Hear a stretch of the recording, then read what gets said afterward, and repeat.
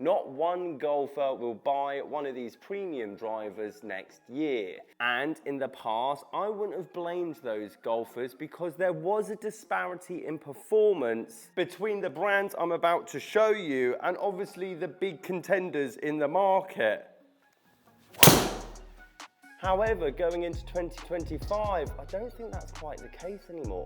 Not bad numbers for a driver that I think is going to go for around £100 next year. Guys, how you doing? Welcome back to a brand new video. Simon here, SAS Golf Academy, and let's cover some drivers that are quite premium right now in 2025, and I think are going to go for less than 50% of what they're worth now in the second-hand market. Which is a perfect time to introduce my first driver, a driver that none of you probably are aware even exists, and actually I'm quite blown away by this thing. And I think the theme and point I want to make through this video is, yes, at one point in time, all three of these brands, there was a distinct difference between, let's say, performance of their particular driver they brought out that year, and then your big boys, your TaylorMade, your Callaway, your Ping, whatever it might be. Now, I want to talk about this driver in particular in a minute and the qualities that it holds. But as you might be aware, the driver market has plateaued for, let's say, 6-7 years. I feel like we've reached the limit in terms of distance and forgiveness. These more lesser known brands, or what were affordable brands when it came to the driver market,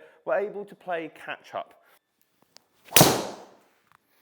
And the outcome is they've made extremely good drivers. I'm just going to show you a small list on the right-hand side of just Ben Ross drivers. I've always mentioned Ben Ross drivers in terms of great value because they are great value. Okay, in the past, slightly louder than you would expect, probably a touch spinnier as well, and the certain shafts on them, again, looking for that high launch, high spin combination. This thing, on the other hand, is a completely different story, and I saw it in Replay Golf, retailing at £169, and I thought to myself, when did this come out and what on earth is it? This BR Pro head is exclusive to American Golf, and one of the things that stuck out straight away was the fact that it's got a Tensai 1K black X-Diff shaft in it. This shaft alone by itself without the head is easily worth 100, 120, probably £140 brand new in the second-hand market. After doing more research, this driver used to retail at $399. Currently,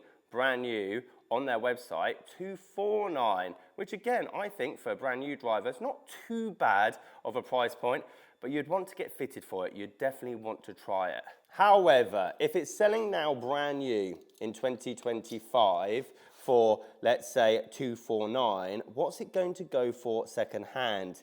Now, this certainly isn't my most premium option through this list, but it's a great example. Of course, the other drivers, again, probably go for less than £200 next year as well, but for a brand that used to just be beginner everything, just used to be nice, smooth entry point into the game, can actually produce something just like this, which goes to show how easy it is to now catch up to the bigger retailers in the game.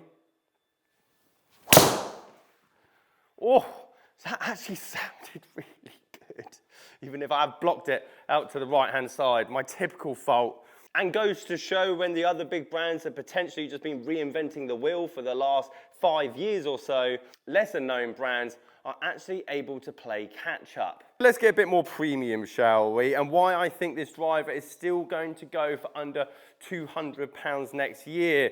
And whilst we're on the subject of great value equipment, and I honestly believe this thing's going to be a great little buy in 2026,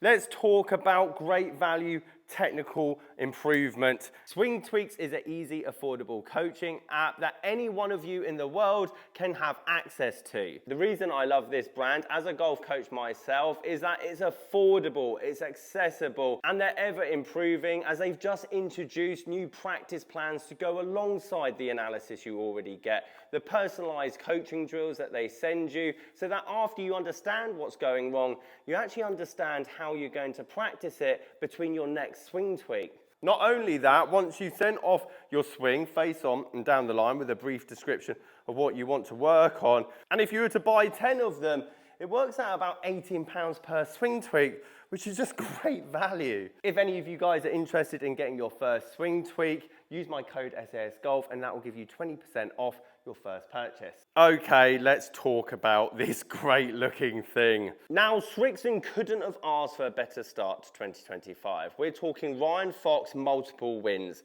We've got JJ Spawn just won the US Open with Srixon irons. Keegan Bradley just won last weekend with Srixon irons. My question is, over the years, will pros start adopting the Srixon wood equipment as well? And just like we've seen with the irons and the demand grow for those irons in the secondhand market and people realizing Srixon make phenomenal irons, especially in the forged category, will the rest of the market start realizing that Srixon also makes great woods, great hybrids and great drivers? Because at the moment, I know that they definitely don't.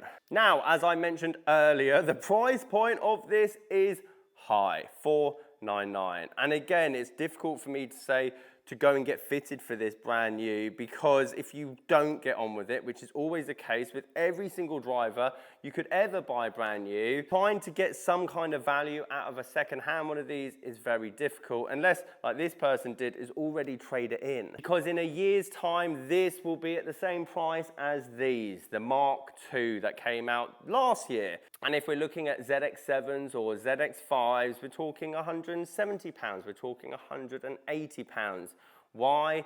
Because the general masses, the general public, when these go to auction, aren't looking for them. They're looking for the Titleist, they're looking for the Ping, they're looking for the Callaway. Do I think this will be one of the best buys in 2026, however, if you can nab one of these for, let's say, £180, £170, just like the Srixon Mark IIs are currently going for? Well, yes, I do believe that would be a great buy. I can't wait for this thing to be under £200, selfishly, and I know it's going to happen. Look, RDX 6.0, smoke black, low trajectory.